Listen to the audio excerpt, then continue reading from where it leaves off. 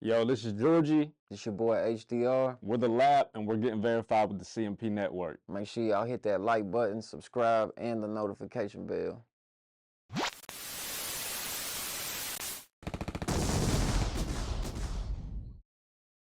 What's happening? What's happening? Back again for another episode of Verified with Cornell the Shooter on the TheC&PNetwork.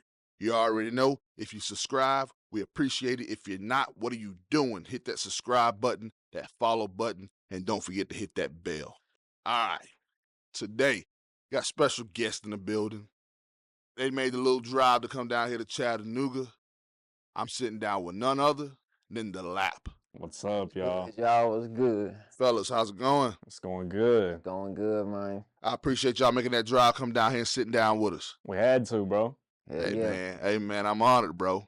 Hey, thanks for having us. Most definitely, most definitely. So this is what I like to do. Get everybody on the platform adjusted to who you are, and then I'm gonna hit y'all with the hard-hitting questions. Cool? Bet. Let's get All it. right. First off, on the left, we got Gorgy, Yes, sir. and sitting next to him, we got HDR. Yes, sir. All right, fellas, where exactly are y'all from? Man, we from Dunlap, Tennessee. It's about 30 minutes on the other side of Signal Mountain. Little small town. Everybody knows everybody in everybody's business. It is what it is out in Dunlap. It's the lap, man, where ain't nothing to do but sit back and sell. Yeah. Ain't no hope. Dig it. I dig it. For those who've never been to Dunlap or probably never even heard of it, Yeah, it's probably a lot. how would you describe Dunlap, Tennessee? One of a kind. Like I said, everybody in everybody's business. Everybody knows everybody. It's a small town living for real, man, but don't let that confuse you or anything. You know, we still got everything that the big cities got, just on a smaller scale. Yeah. Police brutality, crime, the rich with the rich, the poor with the poor. Yeah. It can go left real fast in Dunlap. Yeah. Dig it. Some people feel like since you come from a small town, that it ain't like that. You know what I mean? Yeah. What do you have to say for the people who think just because you come from a small town that it's, it's gumdrops and rainbows? My shit ain't no different than where you're from. Come check it out. Yeah, come check it out. Come see for yourself. Yeah. Dig it. So what was it like growing up in Dunlap? We was some bad little kids, bro. Yeah. I'm talking about just walking around, just doing dumb shit, dude. Yeah, when he say walking around, that's our definition of jumped off the porch. And there really ain't nothing to do but get into trouble, you know what I'm saying? You either play sports or you in the streets, you get in trouble. And with the everybody knowing everybody thing, they go by last name and so your last name might hold a lot of weight on a good side or a bad side. Like me, for example, my whole family is known with a bad name, but then you got a certain family that's got a good name, and they might the police, for example, might let you slide just because your last name. On top of that, like if we're talking about the police situation, it's like a lot of them people they got that job there not because they were trained to be police officers or anything, because they knew somebody on the force or they were family members and stuff like that.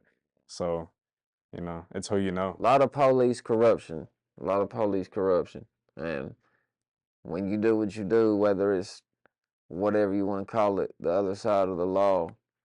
And going back to the question he asked about people think you're from a small town, whatever, everything's raindrops, blah, blah, blah. Yeah. Man, it's all the same. It's all the same. Yeah.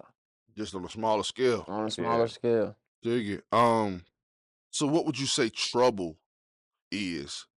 Like, like you said, y'all walking around, that's like y'all's comparison to off the porch. Like, what type of trouble would someone run into, coming up in Dunlap? Yeah. It's growing up fast. Like, like being exposed to things you shouldn't have been exposed to at a young age. Yeah. A lot of drugs, a lot of like we grew up around that people would probably think is traumatizing, and we thought that shit was normal. Yeah. Whether it's people seeing abusive relationships as a kid or seeing people doing drugs, like It's all the same.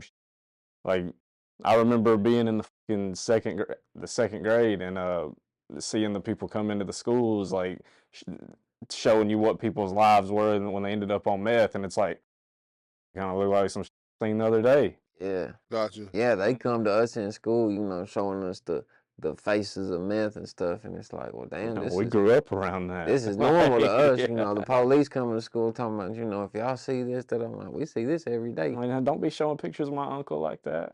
No, I'm just kidding. I understand. So individually, what's a memory from your childhood that you'll never forget? That's a good one, man. Probably the first time we went to the studio. Yeah. Because we've been making music for a long time since we was kids. You know, I like to say we really just started in the last 4 or 5 years because that's when we really locked in. Me personally, anyways. Excuse me, but our first studio experience, man, we was 13, 14 years old, and it, you know, real studio going in. They had the booth, they had the control room separate from the booth, and you couldn't tell me we wasn't finna get a record deal when we left that. You know? Yeah, and for me, it would definitely be music related too. Like, this is what we've been doing since we were old enough to start making memories. Yeah. So our lives have literally revolved around the music since kids. So yeah. Dig it. As adults, what's the first thing that come to mind when you think about your hometown? Drugs. Yeah, drugs, especially here lately. I mean, a lot of people we went to school with, man, they dropping like flies. That fentanyl shit come out, you know. What's crazy is I remember when we were seniors, they brought us all in the auditorium, and they were like, "Look around at everybody. Look at how many people are here." And they were like, "A lot of these people are going to be missing at your first high school reunion." And seeing the numbers come to life, yeah, well, that's which is wild. coming up. Our high school reunion 10 years coming up, you know. And like I said, there's a good 10 plus people that, you know, ain't with us no more. Yeah, some people that you would have never expected. And like we was talking about earlier off camera too, though, growth. I will say growth. You know, I mean, it is growing. It's expanding. I remember back in the day when we were kids, you could get through Dunlap in 5 minutes. Yeah, the traffic is outrageous compared to what it used to be. Like I said, because of the growth, you know. But you got to realize people are leaving from all over America, from the west side of America, and coming to the south, and it's everything's growing dramatically. Well, as of last year, the population was 6,000 in Dunlap. Yeah. Yeah. How was that compared to when you were growing up? Well, see, okay, that's statistic-wise, the city of Dunlap, you got the city of Dunlap, and then you've got Sequatchie County, which covers unincorporated little areas, Cartwright, Cagle Mountain, Fredonia, you know, da-da-da-da-da, which is still the same zip code. We still all go to the same school and stuff. So realistically, that's probably about 8,000, maybe 10,000. Gotcha. Because you know, you statistic-wise, you're looking at in the city. County-wise, it's one county, it's one city. You know, it don't make no sense, but it is what it is. Gotcha. It's growing, man. Like I said, it's growing. When we was coming up, no lie, like everybody knew everybody. Like, and now you see some strangers.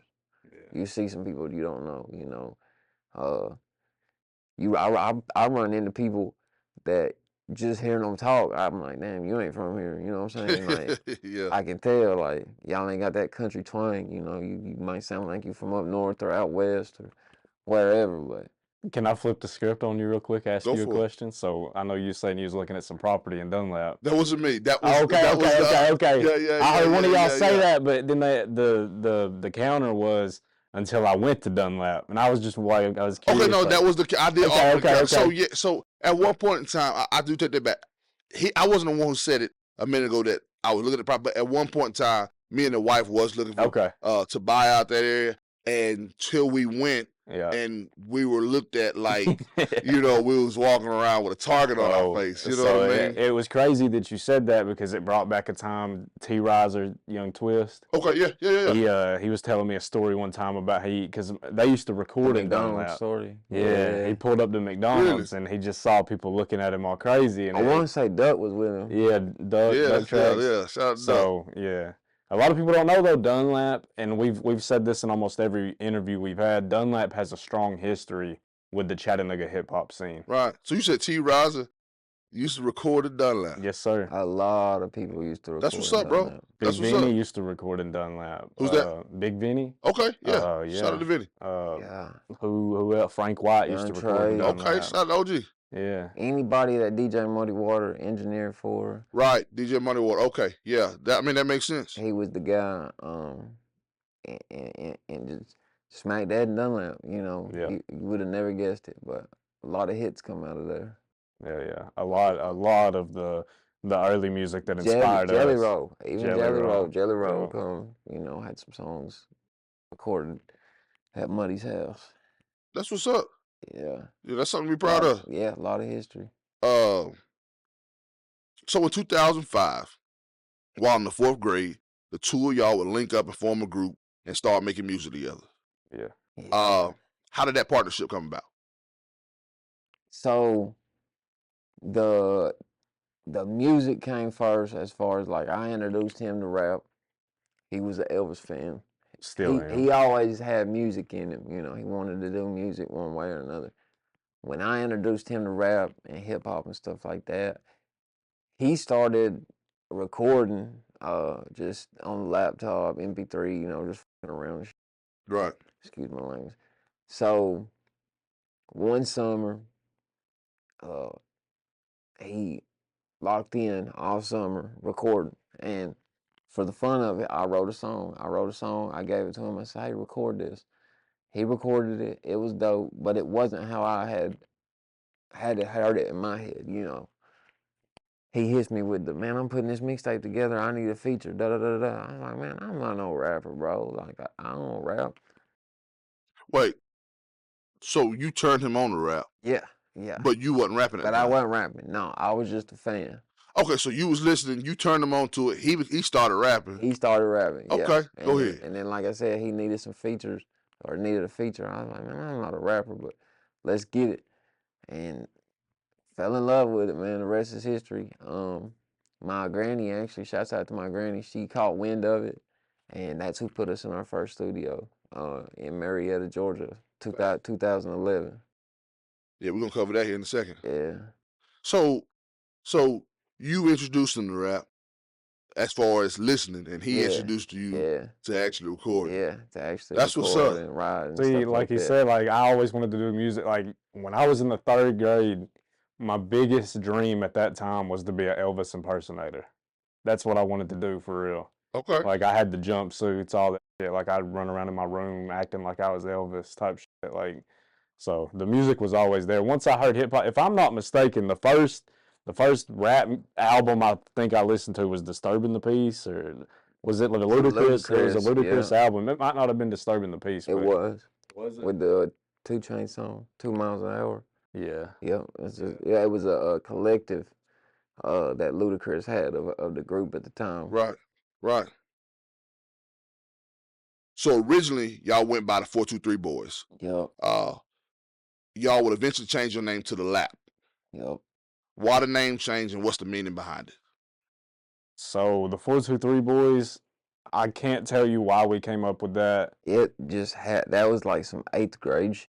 It just happened. And it stuck. Truth be told, it was probably inspiration from the Valley Boys. Because before that, like, this is some deep diving shit, but it was the VL Boys. And then we did 423 Boys. Yeah. So we were kind of like mimicking the Valley Boys and the Tennessee Pushers and stuff. Yeah, the vicious little boys. Yeah. And then, so we rode the 423 Boys thing for a long time. And me being HDR, it was actually Young HDR at first. And then he went through a couple name changes. Once he branded the Gorgy thing, I dropped the Young from it, just kept the HDR. We rebranded to The Lap. as a play on, you know, Dunlap, where we're from. Right. But LAP is loyalty always prospers. And he come up with it. I it was when credit to him.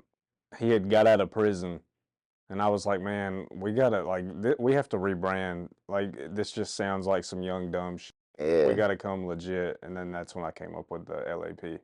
Okay, so more or less a marketing strategy. Yeah. Yeah. Gotcha.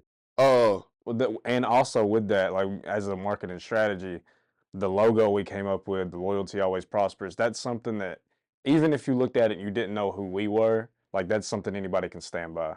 And I feel like that was a product that would sell itself. Dig it. So I'm assuming what y'all know about music, y'all taught yourselves for the most part. Pretty much, yeah. Because we were too poor to pay anybody to teach us, and too young to do for we us. couldn't get in the club. Believe it or not, a lot of artists, that's their circumstances when they first start out. Yeah. You know, it's you know, nowadays, of course, you have more resources. Yeah. Than I know for a fact y'all had when y'all started out. Yeah. But 9 times out of 10, that's the case. You know, you come from a position of not having, but you still have the desire to do. So you teach yourself, and that's where that talent is molded and is created. Yeah. How would you explain y'all's process of learning and navigating what we call the music industry? So there's different avenues to that, but as far as the making music process, I've told this story before, but his grandma took us to a studio in Atlanta. He fell in love with it. I saw all the hardware. I saw the pianos and synthesizers and MIDIs, and once again, we were too poor to be able to go back and do that all the time and keep paying people. So I figured out what software people were using, downloaded it, got the cracked version, and just straight obsessed over it for years until I became comfortable with the sound. Mad scientist locked himself in the room and didn't leave till he come out of engineer. I mean, that's the process, bro. Yeah. Like, honestly, that's the process. That's what would separate you from the next guy. Yeah. You know what I mean? And I believe that because just by your reaction when you walked in here, I could already, you know, I done my research, so I know the second you walked in here, you were like a kid in a candy store. You lit up, you know, you naming boards and plugins and stuff. You know, y'all didn't hear me, but I was like, y'all speaking Chinese at this point to me. You know what I mean? But that's what's up. And then to add to that, you know, trial and error too. We went through a lot of bullshit when it come to the business side of it, the money side of it, the trust side of it, the dealing with snakes and just trial and error and the bull that comes with it. So what would you say your biggest loss has been? Putting our trust in people. Yeah, trusting the wrong people. Man, there's been times we might as well just handed people money and say, here, take it. There were times we did hand people money and say, take it. Really? Yeah. It's a learning experience, man. Get them reps in. Sadly, but, you know. To any young artist out there watching, anybody that wants to pursue music, the snakes, and if it seems too good to be true, it is. It is. 1,000%. That's real. And another thing, and this is just my way of thinking, this might not be true, but if somebody has the capabilities to put you on or believes in you enough and it's the right connection, you shouldn't have to pay that person. Yeah, they're not going to ask you for no money. They're not going to ask you for no money. So if they believe in you, if they really think they can do something with you, then they see the vision, then they know the money's coming later. So. Dig it. Who are some of your musical influences? 3 6 Mafia, 3 6. Insane Clown Posse. Obviously, this is going in a whole different avenue, but Elvis Presley, Hank Jr., just from all different walks of music, we have inspiration. Yeah, you know, my mom and them come up. I grew up on the classic country that they would bump.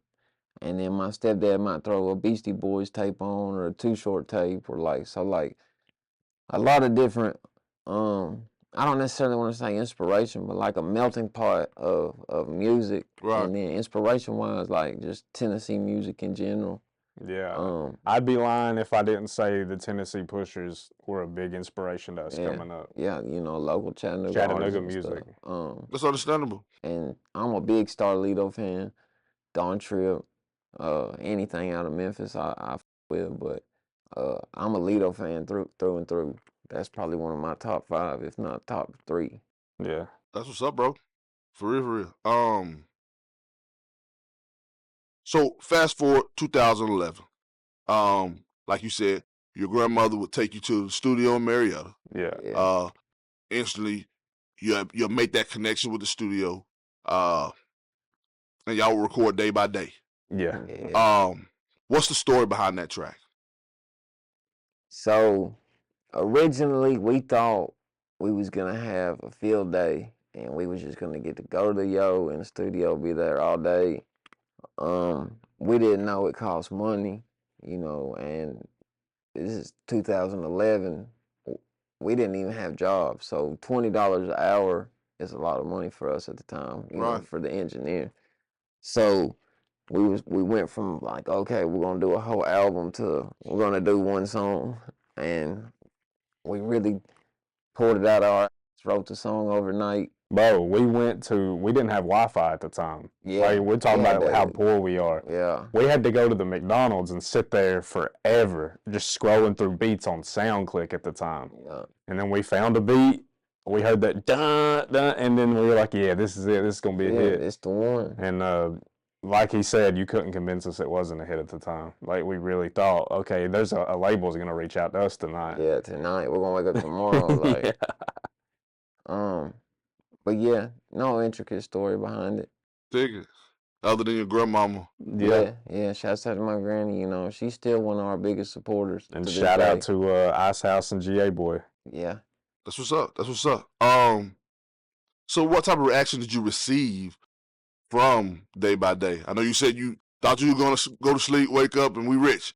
What was the reaction? If you've ever experienced anybody that hated you in life, imagine that times 10, and that's the reaction we received from Day by Day when we released that. And to this day, we've still kind of tried to figure out why. Yeah. And the conclusion we've come up with is, okay, at the time we was doing something nobody else was doing. Not only that, we was brave enough to do what we wanted to do. Because like I said, where we're from, it's you play sports. Or you're popular off your family's name. Like, or the last night thing. Like I said, that's it. And we were some nobodies, but we wasn't ever really hated on prior to that. It's like we was cool with everybody. We wasn't necessarily like the cool kids, but nobody hated us. And I truly believe that when we were just being ourselves, I feel like people saw us being ourselves, and they hated the fact that they couldn't be who they wanted to be. That they wanted to be, yeah. Because whether people liked it or not, I can't tell you why people hated us. Like, they hated us. And years later, then people came to us, hey, bro, can we get in the studio? Yeah. Can we record a song? That's a fact. And, you know, like... Granted, our music sucked back then, but that's not an excuse to just hate on some people. Yeah. Regardless of how the music sucked, you know. I'm talking about, like, people hated us. Yeah. You have no idea. Like, death threats, you know. Yeah. Death threats. Which I wouldn't because we wanted to be You rappers. know what I'm saying? Yeah. And then plus, you know, like I said, keep in mind where we're from, so there was a little bit of racism there. Yeah. But that wasn't the main thing. The racism wasn't the main thing. It was I say jealousy. Yeah, we don't know to this day why. We got the reaction. Still try to figure out. I'm talking about there were Facebook pages and dedicated to us. As how old were we? 14, 15, yeah. 13 maybe. Yeah. Full-blown Facebook pages. Yeah. That's different.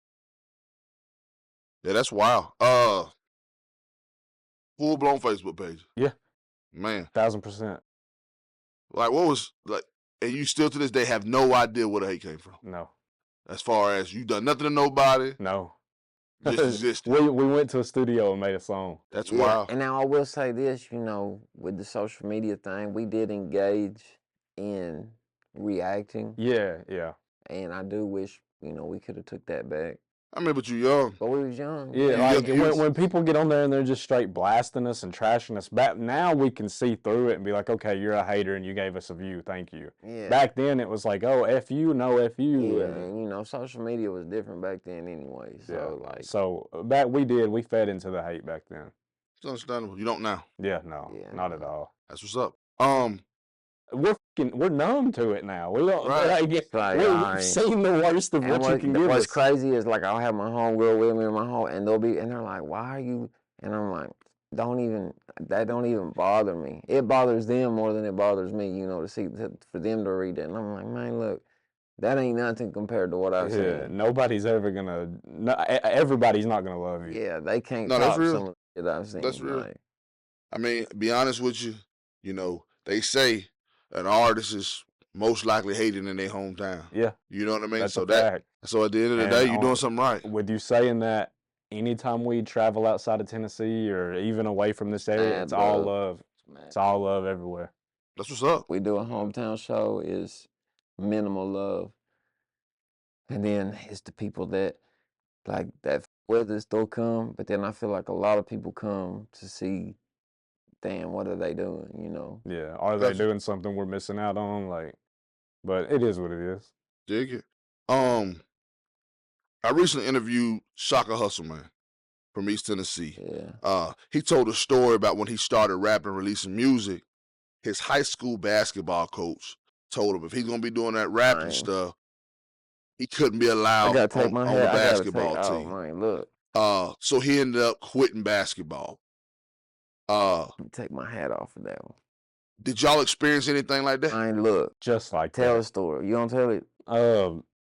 I am gonna cuss in this part. Yeah. Coach Barger, I seen you at the gas station, bro. But yeah, we were eighth grade going to ninth grade, so we were about to be freshmen in high school.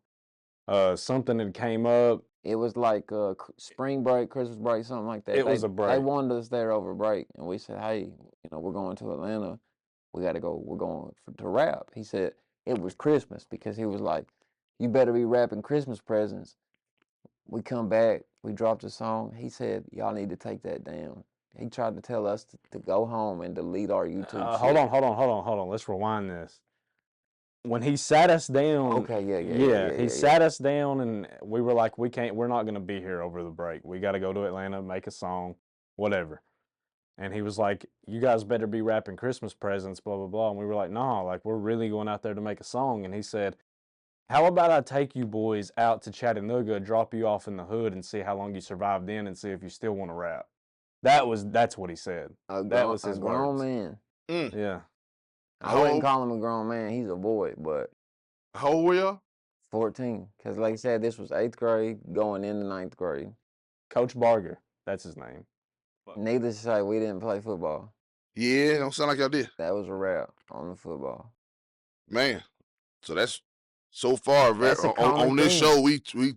You know what I mean? That's thing. And shouts out to Shocka Hustlemane, by the way. Like I said, we was talking off camera, man. He's doing big things, man. Dude, tough. Yeah, it is crazy to hear another person had a similar story to that. That's right. That's wild. I mean, honestly, I'll say in the African American community, it's not like earth-shattering news to hear so-and-so wants to be a rapper. Yeah. You know what I mean? From what I can tell, so far, with y'all being the second,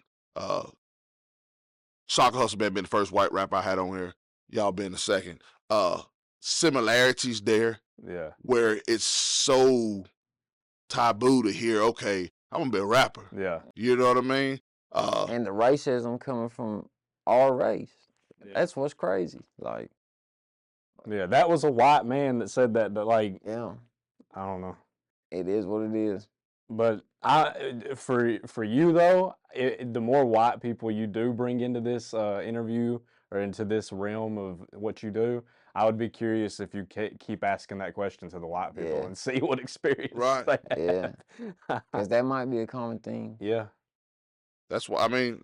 So far, it is. Yeah. That kind of shocks me. Yeah. You know. But Yeah, it is. So have y'all realized y'all have known each other 20 years? Yeah. Going on 20, almost, yeah. Right? Right at 20, yeah. So in that 20-year time period, right at 20 years, have y'all ever bumped heads? All the time. All the time. We bump heads on the way here. On the way here. Over what? What was we? The red light. I'm driving. I pulled up. I let him drive. We swap. I get in the passenger seat. I'm running the GPS though, and we missed the exit. Come this way. Missed the exit? It's What raining. the you talking about? When we come down this road here. Bro, we didn't miss any exits. Well, we pulled in the wrong way somewhere. No, we didn't. They about to get into He be it now. tripping, bro. See? He be tripping. Maybe we see what I'm saying. This was the most flawless drive we probably ever had. Y'all travel a lot. Oh, A yeah. lot. I know. Yeah. Quick question. What is it like being white rappers from rural America?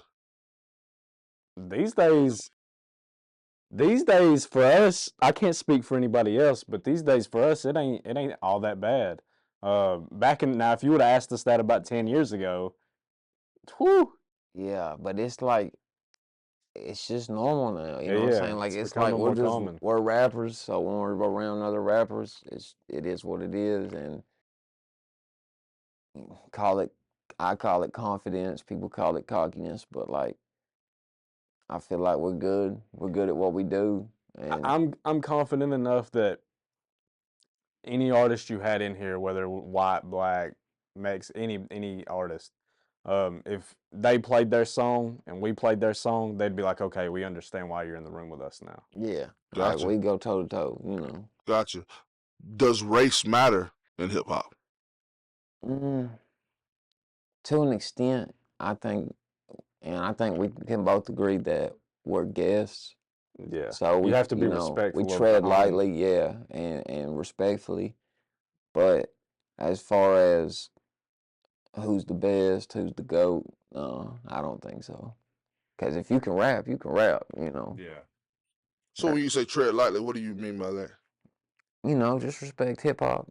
Respect like I the said, culture. Don't be a white guy and your songs bumping the N-word. Like, you have to respect that. Yeah. There's an unspoken rule there. You don't have to be told that. Yeah. So that's deep. What's your opinion of Hick-Hop? I'm not a fan.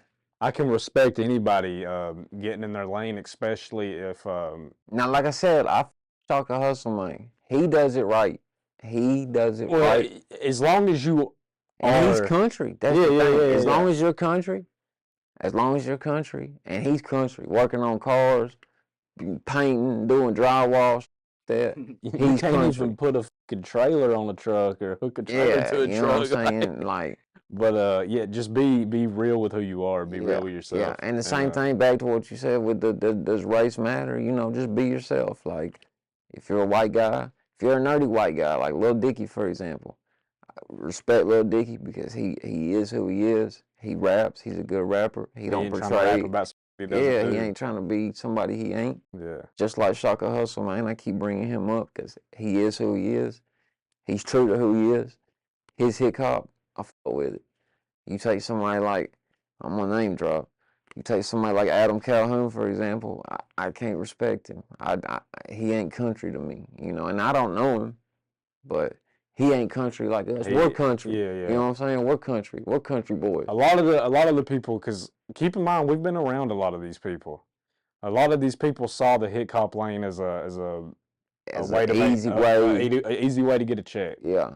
And that's just how we feel. And to get a fan base that will never leave them, which is cool, you know what I'm saying? But they can get away with. Like, shout out to Upchurch. Upchurch is like the pioneer of the Hick-Hop Upchurch did it right. And Upchurch is what Upchurch is. Yeah. In one of your past interviews, you expressed your dislike for country rap, even going as far as pointing out that there's racism that does exist in the country rap genre. Yeah. Based upon what makes you feel that way? We have heard people explicitly use the N-word in country rap as a trying to use it as a, what would you call it? Be edgy. Reverse. Yeah, reverse psychology. Racism. Reverse psychology. Like And it's kind of like I said just a minute ago, like their fan base, they can't get canceled. You know what I'm saying? Which is cool. You know, find your fan base. That's what this whole thing is finding a fan base. But they can adhere to a fan base of people that, if you are out there doing the people that are listening to you and love you, they agree with that. So they're just going to support it. Exactly. They might not respect hip hop, like we said. They might not even like rap, but they could take the Hick-Hop stuff and run with it. And they're like, oh, well, we like this, you know. And to me, that's disrespectful to hip hop, to rap, to the culture. Well, depending on what you're using it for. Like, if that's really what you do, you're really about everything you're saying in your Hick-Hop songs. Yeah, walking on trucks and hanging drywall. Yeah, I'm all for cool. But so basically, you don't feel like a lot of the artists or some of the artists, I can say a lot, some of the artists, they're not living definitely not. Definitely not. But how many people, like I've, Luke Bryan, Upchurch, I've heard so many of these country artists come out and say, man, I invited some of these new country boys out here to my ranch, and I can tell in 5 minutes if they've ever been in a 4x4 or whatever. And, you know, like. Yeah, they just throw the boots so on. I understand what you're saying. So you're saying there's people who literally look at the genre as a payday who don't live that lifestyle. Yeah, exactly. Fake country. Like they're fake redneck. You know what I'm saying? Like, Gotcha. May 2015, 2 weeks after your 18th birthday, HDR, you will be arrested and charged with kidnapping, aggravated assault, and aggravated robbery. Yes, sir. In December of the same year, you will enter a guilty plea and sentenced to 6 years in prison. If you could, can you walk us through that day? Yeah, so ain't no self-snitching. I pled guilty. This is all public record. One of my co-defendants is deceased. Another one turned state evidence, cooperated, so he slapped on the wrist. And then the other one's currently incarcerated on unrelated charges, so I'm not incriminating nobody here. My 18th birthday, which I don't think the dude knew it was my birthday. It just happened to be luck. Got robbed at gunpoint. I had actually skipped school that day. I was a senior in high school. I skipped school that day. It was my 18th birthday. Got robbed. Boom. Couple months go by. We retaliate. Long story short, a kidnapping occurred. The robbery actually never occurred because the dude didn't have anything to rob. He was broke, which is why he was robbing me in the first place. And not knowing what I know now, I would have took the aggravated assault charge versus the robbery charge, you know, when they give me the plea deal and stuff. Ended up pleading guilty to a robbery charge, and I actually pled with an open sentence. So the only thing that was guaranteed, like you said, was the 6 years. It was up to the judge how I did that 6 years, whether it be split confinement, 6 years on paper, or 6 years full confinement, you know, being locked up. So in between May and December, some things conspired involving him, actually. We got into it with some guys. Those guys went to the police. You know, there's no such thing as an eye for an eye. Lil Durk said it best, the streets is dead, you know. If somebody does something to you, you retaliate, they go to the police. So the judge found it fit that I deserved to be incarcerated for those 6 years. For the record, I did 4. I did 50 months, you know, to flatten my sentence with good time and stuff. So yeah, you know, from December 2nd of 2015 to January 21st of 2020, I was incarcerated in the Tennessee Department of Corrections. Dig it. So I'm looking at your paperwork online, like you said, it is public records. And I find it interesting. You know, we've seen the courts use Young Thug's lyrics and his social media against him. they actually did the same thing to you as far as they use your lyrics, your social media posts. Yeah. And like I said, so where that came from, with it being an open sentence, I pled guilty, which means, all right, I did it. I'm admitting guilt. I'm accepting the 6 years that comes with it, however you want to do it.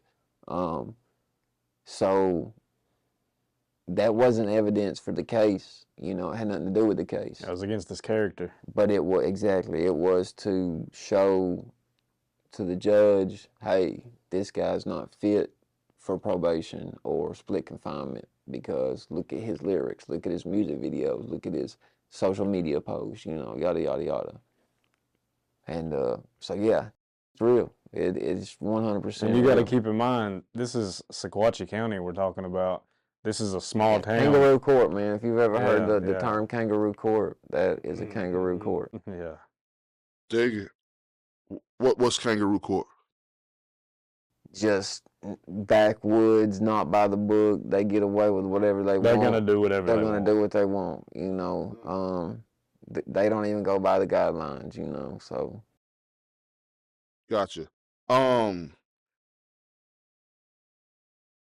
After being sentenced, you would later appeal your sentence, and it would be denied. Yep.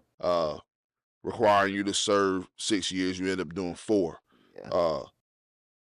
What was that process adapting to being incarcerated? What was that process like? Well, see, with the appeal, the only reason I could appeal it was because it was an open sentence. You know, had I pled guilty, just straight up pled guilty and said, hey, I'm going to take the 6 to serve, there would have been no appeal option.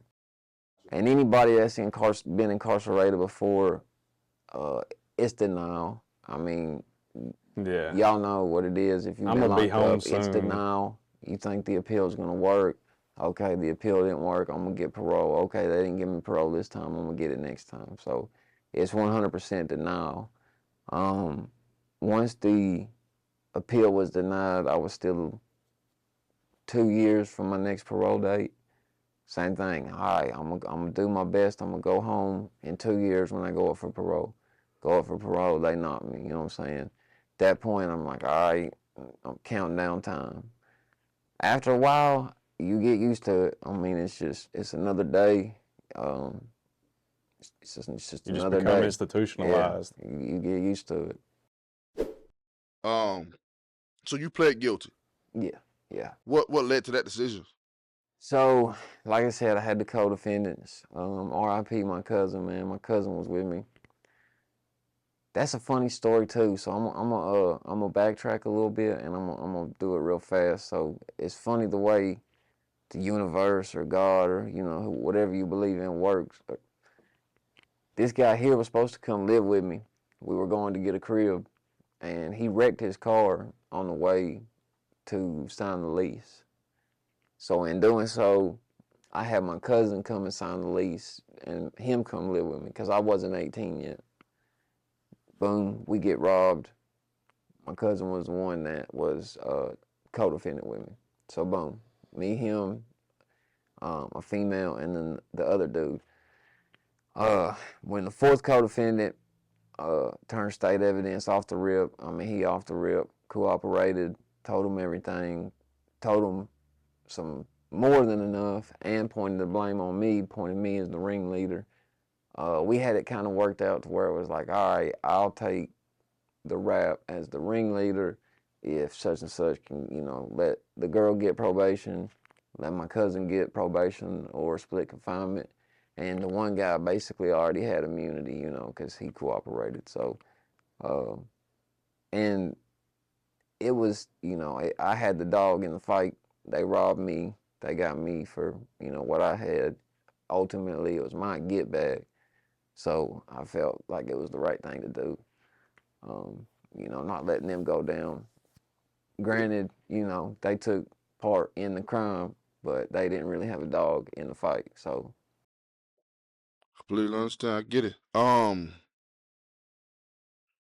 I know usually when I ask questions like this, somebody who's been incarcerated, they like they do their best to go ahead and get through these questions. But what was the wildest thing you seen in the Tennessee Department of Corrections? Man, okay. So racism is real, and it exists in the penitentiary. Um, you know, you can mingle, but for the most part, you know, the brown people with the browns, the whites with the whites, the blacks with the blacks, that was kind of like a culture shock, especially coming from being a rapper to where I'm around every race. So that was kind of like the biggest shock. Uh, I seen the Crips and Bloods go at it to where it was probably, you know, 3 Crips to 1 Blood, and they was just knocking them down. I seen a dude get, and had he not been on meth, which is crazy, it was this dude, he was geeked up on meth. They got into it over the phone, and I honestly think the meth just had him so geeked up that that's what saved his life, because when he got stabbed, dude stabbed him up good. And he went, took a shower, bandaged himself up with a Band-Aid, T-shirt, wrapped himself up, come back and was ready for more. You know, they was going at it. It was probably 2 or 3 on 10. And again, he was a unaffiliated guy getting into it with a gang of Crips. They took the police, they took the COs hostage. That's probably the craziest. When they took the COs hostage, um, it was in a different pod. I didn't see it. I was there when it happened. Uh, they took him hostage, and I can't remember dude's name, but he was a dickhead, asshole. I mean, you know, I don't wish pain and violence on nobody that don't deserve it, but excuse me, this guy kind of deserved it. I mean, he was just a straight for no reason. These dudes drug him off in the cell, tied him up, pissed on him. I don't know if they beat the shit out of him, pissed on him, spit on him, and they said, "Look, you know, you bring us the assistant warden, swap him out. You know, we'll give you him. You bring us the ward or the assistant warden." He wasn't going. You know, he wasn't coming for it, but. They got them boys on a bus, sent them to Max where they wanted to go because they was just tired. They was fed up of being where they was at. I seen a lot of crazy shit, man. I seen a dude fall down a flight of steps that was every bit of 75 steps, you know, and everybody just keep walking. Nobody even stopped to help him. Uh, yeah, I seen a lot of crazy. And where were you housed at? Turney Center Industrial Complex. I did most of my time there. So everybody goes to Bledsoe for classification. I was there probably like a month. Went to Turney Center. I was in the same unit for like 2 or 3 years. Then I lucked up. I got to go to the annex, which is like minimum custody. I didn't last there long because they on your ass for anything in there. And I was on them, got on the computer, got on Facebook. Actually, I was on Facebook. I got caught on Spotify, and boom, sent back to the compound. So, did my last few little months on the compound. Dig it. Any regrets from that situation? Man, I had somebody ask me that the other day. Yes and no. I mean, it sucks that all that time was, I don't even want to say wasted, because I used it to my advantage. And I don't know where I'd be at right now if one little thing changed. You know, the butterfly effect there. Right. One little thing could have changed. And my cousin, like I said, you know, that was my road dog that was with me. He's dead now. He got shot and killed. So, you know, I could have been with him that night when he got shot and killed. And, you know, we wouldn't be here today. I could have been a millionaire, you know, who knows? So I'm happy where I am today. I know that. I'm happy where I am. I got a peace of mind. We're here doing this interview. So yes and no, you know, but ultimately I'm glad the way everything is now. So I dig it. Georgia, Yes, sir. how did HDR getting locked up affect you and your career? Everything changed. Like, it went from we did everything together to like, okay, now I gotta figure out how to navigate this thing solo. So like, it's weird because it affects us now, because a lot of the shit that he's getting to experience for the first time or go through for the first time, it's like I've already been there, done that. So like he's kind of finding out things that I went through, and now we're kind of going through the same stuff together. And I'm like, sometimes I'll tell him like, hey, I don't think this is the right move because I've seen it before. And he's like, yeah, but we didn't try it together. Like, this is about to be different. Like, just it has its ups and downs. And he gets on my ass about that too. Like, that's one of the things we bump heads about. Cause it's like he said, you know, he went through that I ain't necessarily went through. And as a man, you gotta go through it yourself, you know, so. But I take his advice a lot more now. That's real. That's understandable too. So while he was incarcerated, Yeah. You was actually still doing your thing with the music. Yeah. Maybe not to the full extent as you was previously, but you were still doing your thing with the music. In fact, you also got a track with Young Dolph. Yeah. Unfortunately, some things would take place, and you wouldn't be able to release the song. Yeah. What's the story behind the Young Dolph song? So the producer, and I can't think of his name right now, he had actually produced some stuff for Lil Baby. And somebody had reached out to me and said, hey, this producer has a Young Dolph hook he's selling.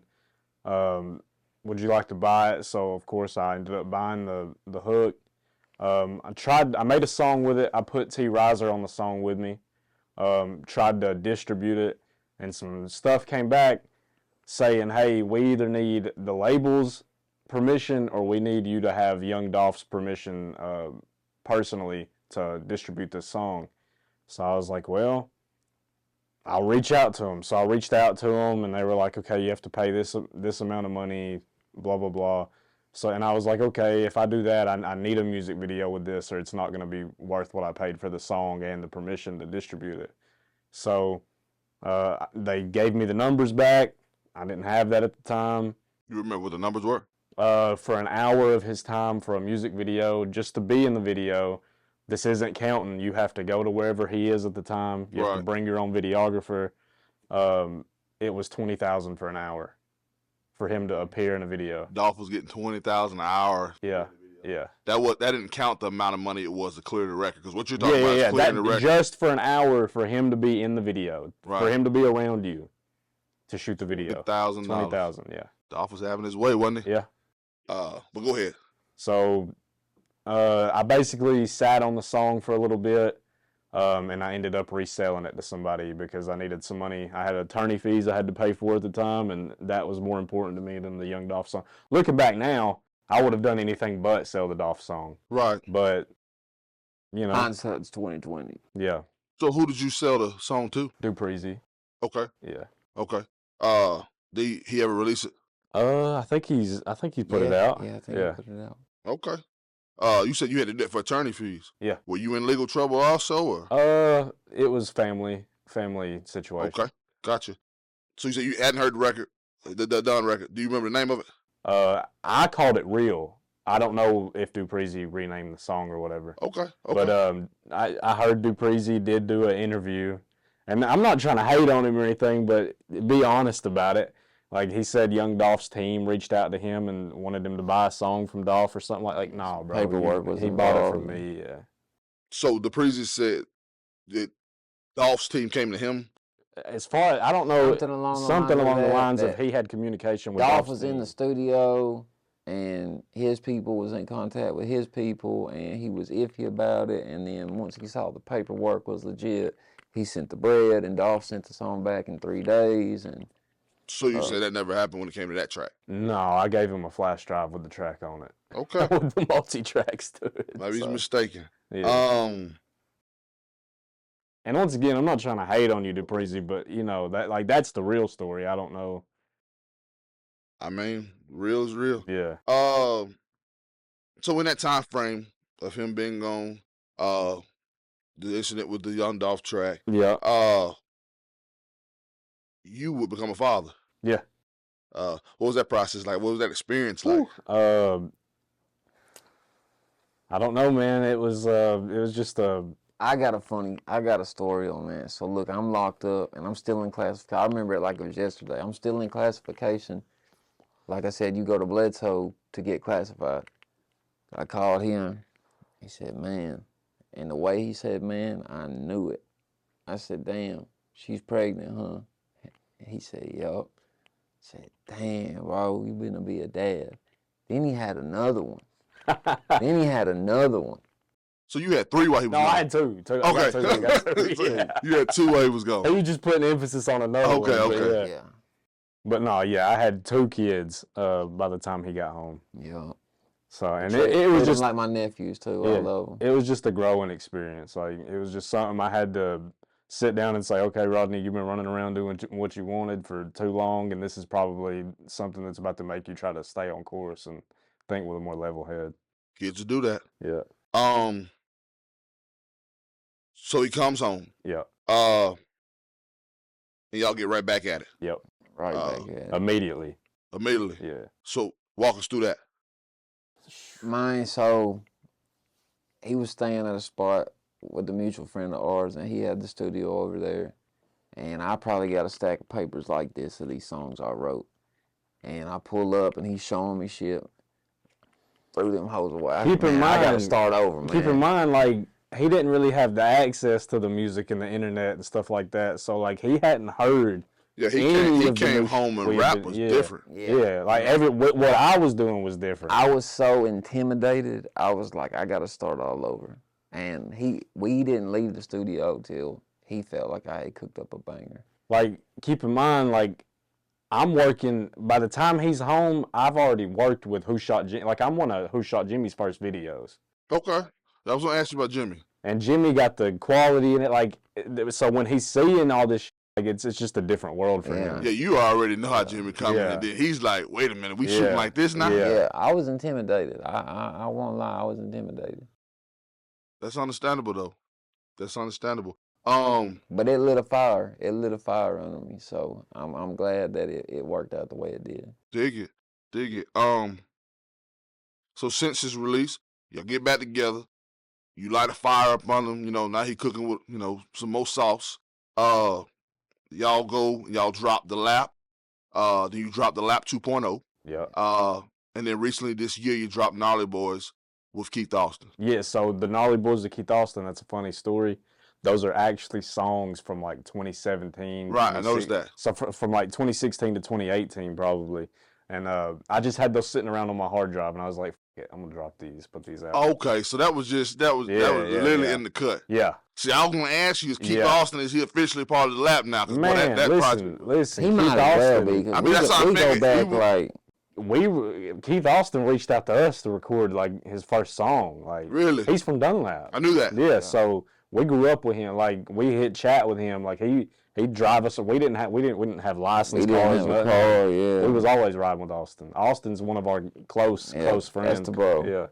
Yeah, in fact, y'all did a podcast together. Yeah, I damn near lived with Austin for parts of my life. So yeah. Yeah, I can tell there's definitely a bond there. Yeah. Yeah, he's a genuine person for real. Yeah, I support what he got going on. Yeah. He knows that. Speaking of Austin, me and Austin are actually talking about bringing back the Convo 19 podcast if anybody was onto that wave. So yeah. I actually, believe it or not, while I was waiting for y'all to pull up, we was talking on Facebook. He told me that. You know, that's good. That's what's up, bro. Like, honestly. Yeah. Great content. Yeah. You know, the city, the region needs it. Yeah. But yeah, shout out to Keith Austin. Yeah, that's the bro. You were speaking on Who Shot Jimmie. You said you was one of his first videos. Yep. How did y'all relationship come about? What's crazy is I don't even remember. Gotcha. I think a mutual acquaintance we have, Steve Matherly, Mr. Instigator, Instigator of the 423, whatever. I think he actually put me on to Jimmie. And as soon as Daniel came home, like, we were talking about music videos, I was like, dude, we got to use Jimmie. Yeah. Like, Jimmie's the way to go. Yeah, and he's family now, you know. Yeah, he shoot all your stuff. Jimmie be there anytime we need We him. just shot a video 2 nights ago, actually. Yeah. I believe it. Jimmie will go around the fucking world with us, too. Yeah. Like, if we were like, Jimmie, we really need you in Cali next week, he'd try to make it happen. Yeah. I believe it. Nah, he's dedicated. Yeah. For sure. Yeah. For sure. You know, he been doing it for a minute. Yeah. One of the OGs, especially behind that lens. Yeah. That's what's up. On a local level, Mm-hmm. who all have y'all worked with? DJ Muddy Water. Twist. We'll say local. Dunlap wise, local. Anybody from Dunlap. Gotcha. DJ Muddy Water, Keith Austin, Sean Cooley, if you know who that is.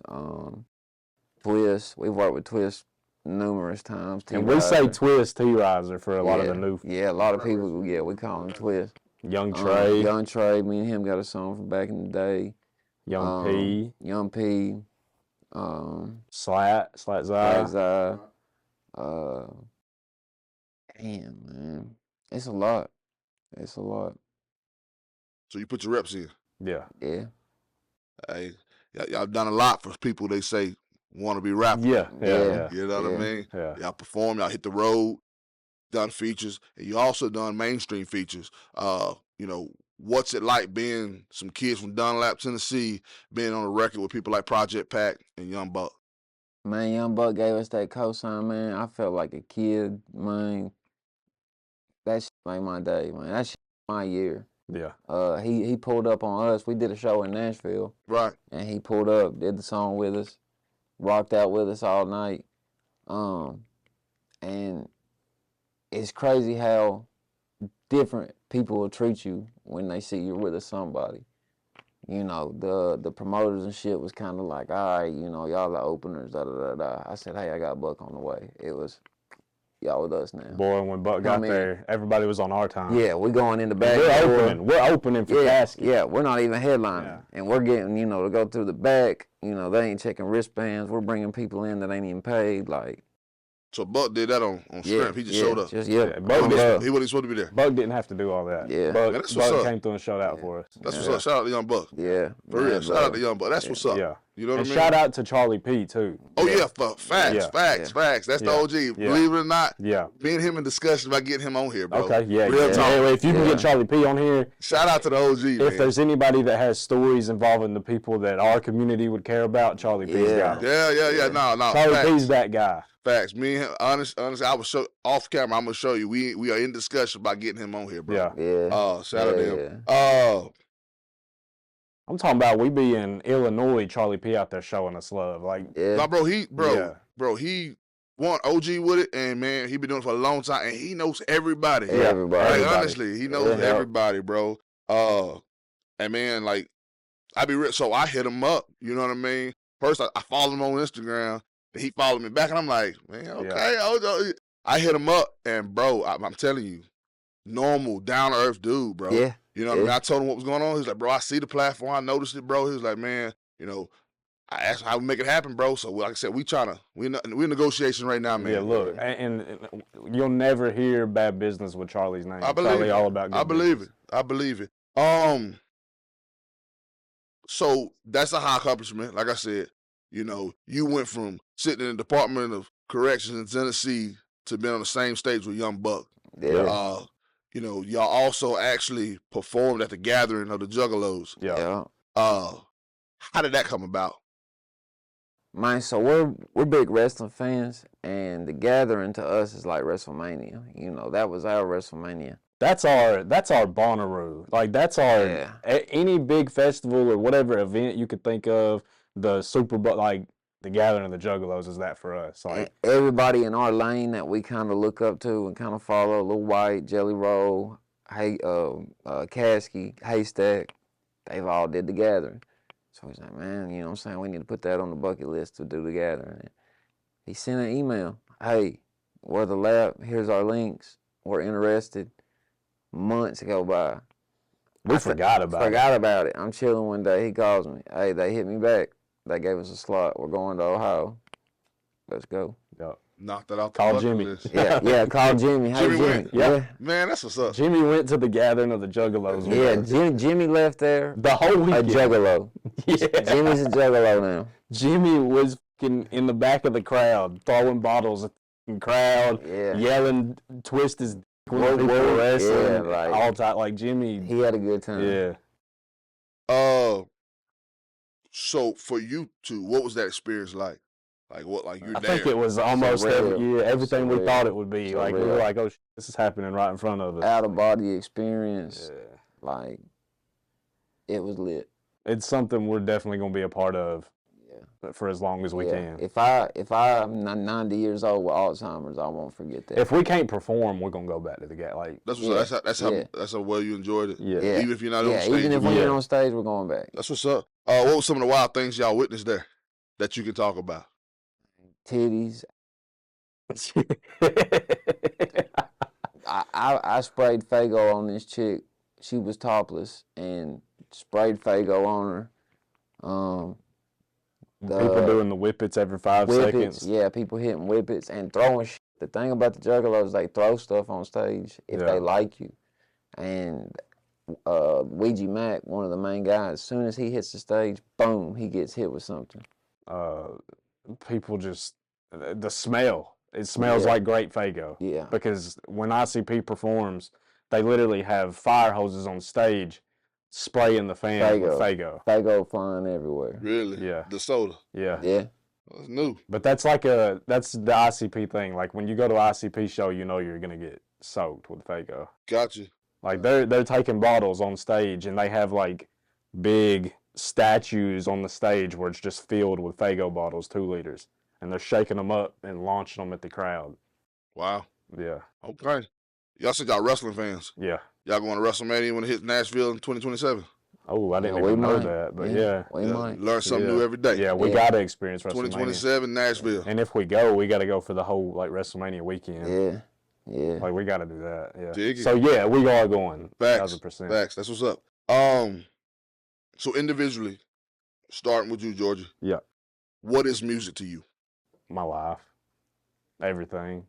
Like, I was talking to him the other day on the phone. It's like we don't have anything else. Like music it's either music or nothing for us. Like I don't have any labor skills, or I'm not athletic, or I don't have anything else I can do or want to do. Like music is it for me.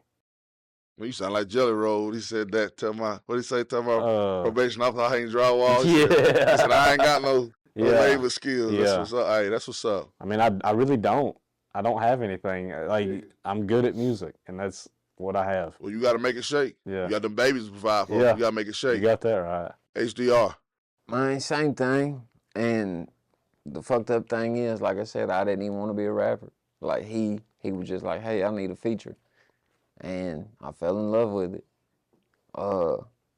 Being on stage, man, it's like, even if we're in front of 5 people or 500 people, it feels like that's where we're supposed to be. I belong there, yeah. I can't describe the feeling. Like, I'm at home, I'm comfortable, I love it. Yeah. I love it. It's like nothing beats the feeling of when you're done performing on the stage and it is a lot of people in the crowd and you're getting the love. They're appreciating what you just did. Yeah. Like there's no better feeling than that I've ever felt. Dig it. Dig it. You said you wasn't supposed to be a rapper. Yeah. Neither was Eazy-E. Keep that in mind. Yeah, you're right. So fellas, what's next? So I actually have an album that I'm in the final stages of mixing down, getting ready to put out with Outmate Records, Outmate Music. The Convo 19 podcast with Austin, we're in talks about that right now. We're trying to line up some guests to bring on. I'm sure I'll be a co-host on there too. Yeah, so. We just shot a video 2 days ago. I'm in the works for the Outmate EP too, with Outmate Music, like he was talking about. The Lap 3.0, we might put another Lap album out. And just living life, man. We're gonna see where it goes. Dig it. Before we get out of here, fellas, is there anything you would like to add to the end of this interview? Man, shouts out TheC&PNetwork, man. We fuck with y'all. What y'all doing, man? Like I said, when we did them weekly recaps, that was when I first got hip to you, and then it was like just everywhere. Boom, boom, boom. And we were talking about this before, but we need more C&Ps and we need more Chris Breezes in the world and in the community.